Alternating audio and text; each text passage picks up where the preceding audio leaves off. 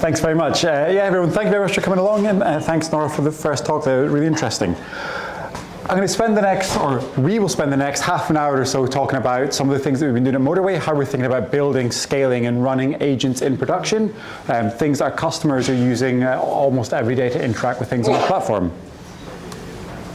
But first, I want to start with a question. Does anyone know how many cars there are in the UK right now?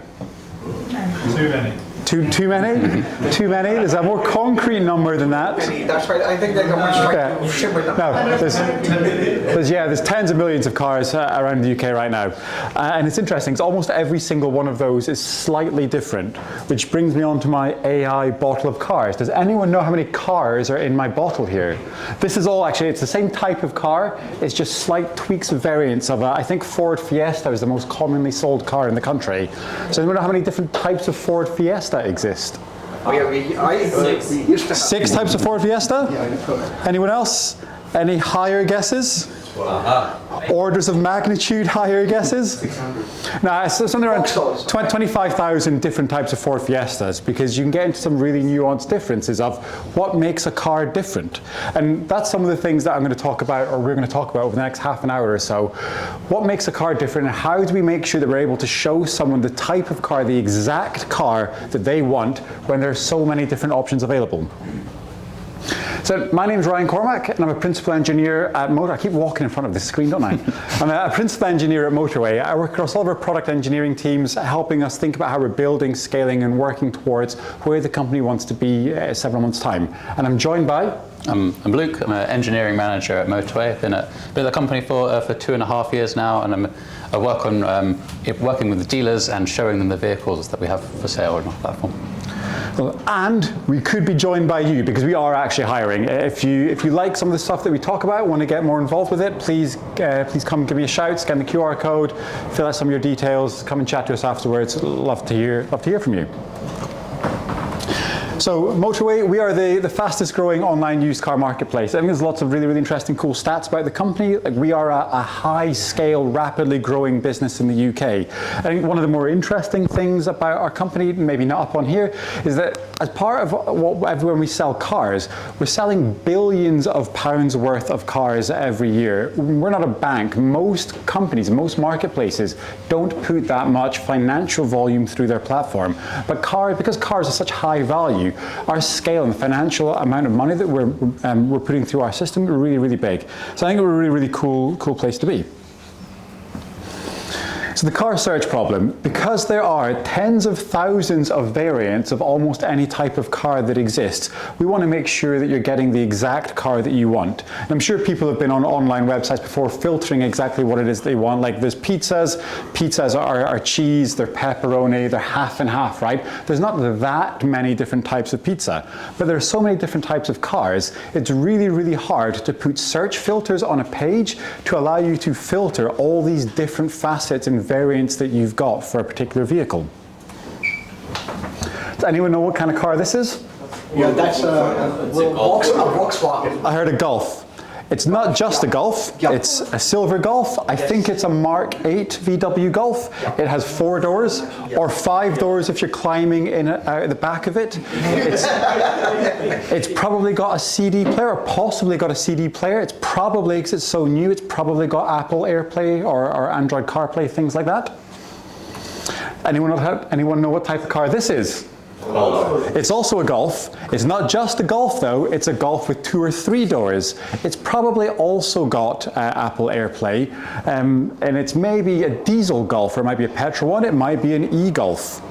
It may or may not come with a parcel shelf. So you can start to see that there's so many different things that make up cars that people who may want to buy a car want to hone in on. And it isn't just what we think about a car is. When we're selling cars, or when people are buying cars through our platform, we want to make sure that we know where they are, because they may want to buy, or car dealers across the UK may only want to buy vehicles that are close to them. They may only want to buy cars or see cars that are similar to ones that they've seen before. And we want to make sure that we're taking all of these different things into account when people are using our platform, dealers, to try and find and source the stock that they want. And it should be really easy, right? I think if any one of us said to anyone else in the audience, I really want a 5-door VW Golf with Apple AirPlay that's within 25 miles of where I live right now. It can be silver with a couple of scratches, one previous owner and full service history. It's super easy to say that in a sentence, but it's really hard to build a search filter with all of those different options that you've got inside it. Natural language is a really, really nice way to search for cars. And we want to make sure that this isn't just a single hit and search, right? Sometimes when you get your search results back, there may be so many that you can refine it. Or you may say, I really, really, really care about service history, so please try and find one with full service history, but I'm less fussed about maybe the color, or the number of scratches, or the engine. I'll take diesel or petrol. All of these different things that we want to factor in. And like I said, context about the dealer that's buying the car is really important too. We want to show people cars that are easy for them to get access to, maybe close to them, or we're able to deliver that vehicle for them. So how are we actually doing this in production? We are running these sorts of agents already. So I'm going to hand over to my colleague Luke, who will walk through some of the ways that we're doing this. Great, thanks, Ryan. So, as Ryan mentioned, the way that we're solving this problem is with agents. So just to take a step back for those who aren't familiar with agents, you can think of an agent as a loop between your code and some LLM that is able to use reasoning to plan how it's going to solve a problem.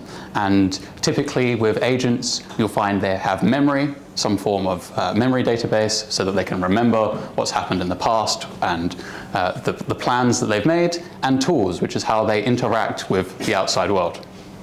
And for Motorway, we chose to use Strands Agents, which is an open source framework for building agents that makes it really easy. It has packages for Python and for JavaScript, TypeScript. So you can see on the left how this is a Python example, how simple it can be to make an agent, in this case, an agent that has a calculator tool and a current time tool, so that it can solve the problem of working out the sum of the digits of the current time. But obviously that's something we can run on our laptops. How do we take an agent to production? So first is think about what we need. We need some form of compute to actually run the code. We need authentication and authorization so that we can secure access to that agent and to that code. We need tools because our agent's going to need to search for vehicles on Motorway. And as Ryan mentioned, we want to be able to have an iterative conversation so we can refine the search down. And so for that, we're going to need multi-turn sessions so we can really narrow down the search results. We need high observability so that we can make sure that our agent is helping dealers and so that we can investigate when things go wrong. And like all things at Motorway, we really want to lean towards spending less time managing infrastructure so that we can spend more time helping dealers buy the best cars for them. And that's where we turned to Amazon Bedrock AgentCore. So this is a collection of services within AWS that make building agents and taking them to production really easy. And we're going to go through some of the ways that Amazon Bedrock AgentCore does that and how it solves the things that we need to solve for running an agent in production. And the place we're going to start is compute. So for that, we use the product called Amazon Bedrock AgentCore Runtime. And the way this works is you need to write some code that will build a HTTP server. It needs to meet a particular contract for AgentCore Runtime.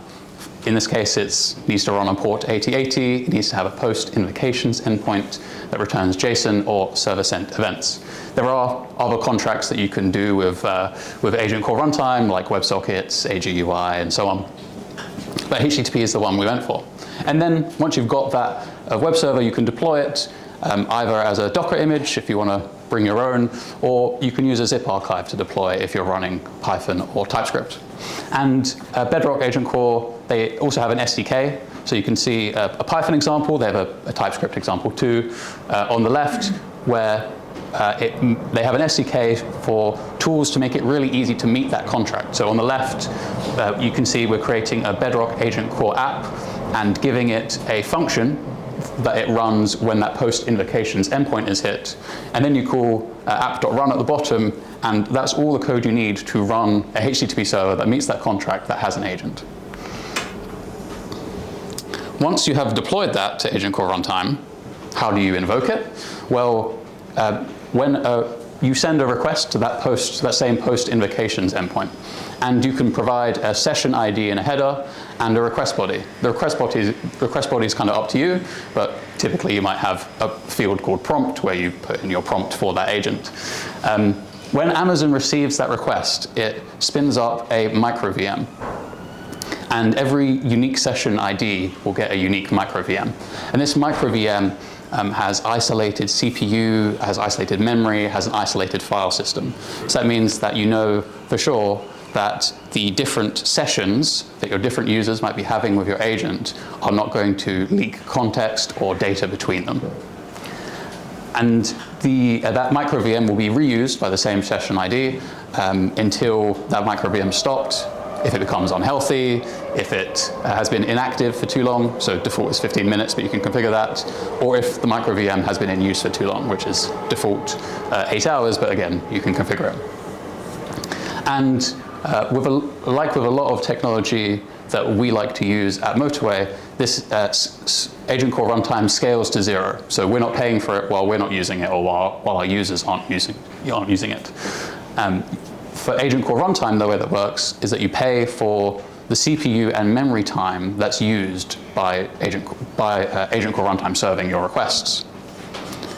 So if we think about the typical kind of execution path for when your agent handles a request, your request comes in, you have to initialize your compute in some way and start processing that request. Then that request probably gets sent to an LLM to start planning how it's going to respond to the request. Then your code's waiting for the LLM to respond. The LLM then responds. Then you have to process the LLM response. Maybe the LLM has asked you to call a tool. So you have to go call the tool, and then your code waits again for the tool to respond. Then you process the tool response. You've got to send that to the LLM, wait for the LLM to respond. Maybe you need to loop back around again and call another tool, or call the LLM multiple times and have multiple periods of waiting. Eventually, you get to return a response to a user. Now, so just in the diagram here, all these gray periods are where your code is just waiting. If we were running this in something like a Lambda, then the payment model is that you pay for the number of requests and the duration of those requests. So we would be paying from start to end for that Lambda running to serve our request. The difference with the AgentCore runtime pricing model is that you actually pay for the CPU and memory used during that process. So in those gray periods where your code is waiting, your memory usage is probably pretty much the same as when your code is actually running, because your node runtime is still loaded, but your CPU usage is going to be very low during those waiting periods because your code's not doing anything. Yes? AWS LLMs charged by the token. You've said that they don't charge for the token by what you're using, even though you're using LLMs? No, sorry. So this is the pricing for the compute. Just the compute? Just the compute, not the LLM. Okay. Yeah. So fair point. There's, I guess, regardless of Lambda or AgentCore runtime or some other compute, you'll still have to pay for the LLM itself. This is for the code that interacts with the LLM. A good point. So great benefit of when you're not paying for the CPU for your code well, you are paying, but very little for the CPU for your code while it's waiting. You do have to watch out, though, that I mentioned the micro VM will be reused. While it's kept idle, you're still paying for that CPU and memory. Again, your CPU usage is going to be really low because it's not doing anything, but your runtime is still going to be loaded in memory, so you're still paying for that. So we're using runtime. We've got some compute that can run our agent. We now need to make sure that we're securing access to the agent. And AgentCore runtime has a couple options. There's IAM authentication, so there are permissions, invoke agent runtime, or invoke agent runtime for user. And if you're using those, then you can use the AWS SDK, this invoke agent runtime command when you want to call it. And you will use your AWS credentials. Alternatively, if you've got some form of OpenID Connect compliant JWT system, then you can give AgentCore Runtime your discovery URL, your audience, your clients, and your scopes, and it will verify the tokens on the incoming requests before it spins up a micro VM for you. And if you're using that system, then you need to send a HTTP request to the endpoint, passing your token as a bearer token in the authorization header. Okay, so now we've got an agent running securely. We need it to actually do something useful, and that's where tools come in. I mentioned that's how your LLM can interact with the outside world. With AgentCore, there are a couple different options for how you might run tools. First off is, well, you're already running compute for your agent. That's running code, so you can just run the tools in that compute itself. And with something like Strands, there's a tool decorator, this like @tool you can see on line 3, where you can turn any function of your code into a tool for your agent to use. So in this case, a search vehicles tool, which we'll get into a bit more in a second. You provide that as in the list of a tools array for your agent, and it can execute that code when it needs to. AgentCore also has a couple of built-in tools, like a sandboxed code interpreter, a sandboxed browser, if you want your agent to be able to run code or view a web browser securely. And it also has a product called AgentCore Gateway, which we won't get into too much, but it allows you to expose like lambdas as tools or API gateways within Amazon as tools as well. So, search vehicles, I mentioned we'd talk about that tool. The way that we implemented our search vehicles tool is we have an ETL process, an extract, transform, load process, which loads our vehicle data, our vehicle fields and vehicle embeddings, and some relevant dealer details into a hybrid database, so a database that supports both SQL queries and vector-based queries. And it's based off of Amazon S3. Our ETL process uploads that data into S3, and then at runtime, when our search vehicles function is called as a tool by our agent, it can run the correct SQL or vector queries against the database to search for vehicles or to fetch dealer details wherever the agent needs. So now we've got an agent that can search. And we mentioned that we want to be able to have multi-turn sessions so we can iterate down. And AgentCore Runtime helps us a bit with that already, just because of the session ID getting routed to the same VM. That sticky routing to the same compute is super helpful. We don't need to set that up.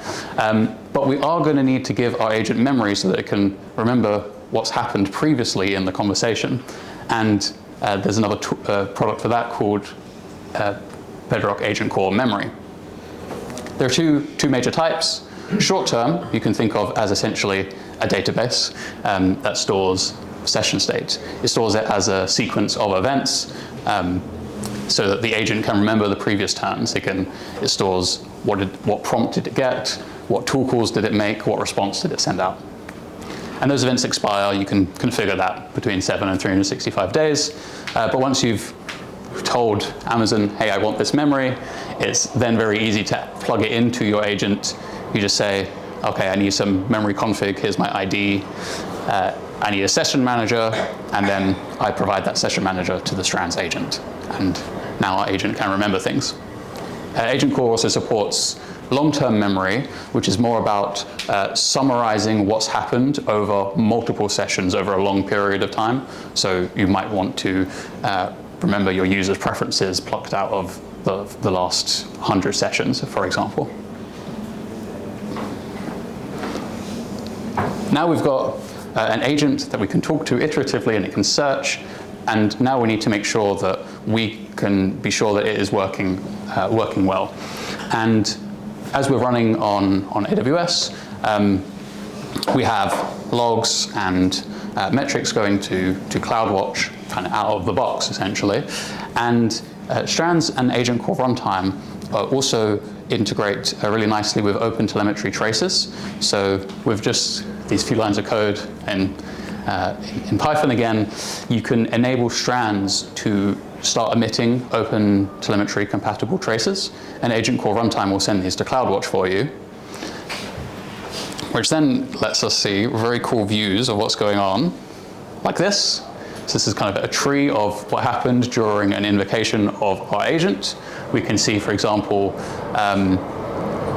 we made a couple calls, or our code made a couple calls to list events and create events. That's the memory taking place. And the agent was invoked, which took 3 loops in the event loop cycle. At 3 of those times, that was a call out to Anthropic. But also the search tool was executed. And in this example, I gave the agent a calculator tool as well, and that got executed. You can dive a bit deeper into these spans though, and this is again just a single invocation of a simple agent, and you can see exactly in sequence what's taken place in that invocation and how long each step took, so that we can investigate, okay, how, like, if something's going slowly, which steps took the longest, can we investigate why? So in this case, again, we're creating events at the start, that's our memory calls, and then you can see the agent being invoked where we call out to Claude, in this case Haiku, the search tool got executed, and then have to go back to Haiku, and then the calculator tool got executed, and so on. But we can dive even deeper with these spans as well, and see like the individual messages that were sent back and forth. These get attached to the spans. So we can see the LLM said, oh, I'll help you with that, let me run a search, and then sent this message back to the code, to the agent code itself, which is telling the agent code, this is kind of managed by strands, is telling strands, I need you to run the calculator tool in this example. Okay, which brings us on to evaluations. So for those who haven't come across evaluations or evals before, these are how we can evaluate whether or not our agent is doing its job and doing it well. And there are I like to think of it in 2 main areas. So one at build time, and you can think of build time evaluations as quite similar to running unit tests or running integration tests, where we have a series of example prompts that we give to the agent, or the new version of the agent at build time. We run all these example prompts through the agent, and we get output for each of them. We also get, because we have that observability in development too, we also get the traces of what happened to give those outputs. And you can feed the inputs, the outputs, the traces into different rules to evaluate how well the agent did. Sometimes you can make deterministic rules, or if you need non-deterministic evaluation, like how well did the agent meet our brand tone, for example, then you can run those through another LLM that acts as a judge. This is a pattern called LLM as a judge. And it can give you back a series of scores for how well your agent did on a number of different criteria. So we can run all that at build time before we even deploy a new version of an agent to have an idea of how well it's going to perform and make sure we've not regressed in any areas. That's at build time.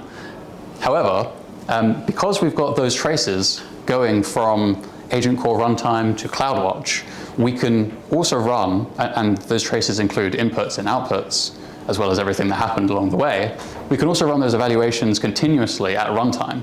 So even after we've deployed, we can have evaluations running continuously against those traces to check that the agent's continuing to perform well after release. And AgentCore, unsurprisingly, has a product for that too. It's called AgentCore Evaluations, where you can configure this. So just to give a high level of how that all fits together, within AWS, we can have a user invoke our agent with auth. AgentCore runtime handles that invocation request, and it reads and writes to session state in AgentCore memory. It then accesses LLMs through Bedrock and can search for vehicles with our tool, which we're running in this case in the runtime, against our hybrid database that I mentioned. Everything that happens there gets emitted with traces, metrics, and spans via AgentCore observability, which essentially ends up in CloudWatch. And then we configured AgentCore evaluations to run evals on all those traces to ensure it's performing well. With that, I will hand back to Ryan to wrap up. Nice, thank you very much, Luke. So I think really, really interesting there, looking at how we're taking open source tools like Strands and then running them on top of things like AgentCore runtime to give us all of those things that we need.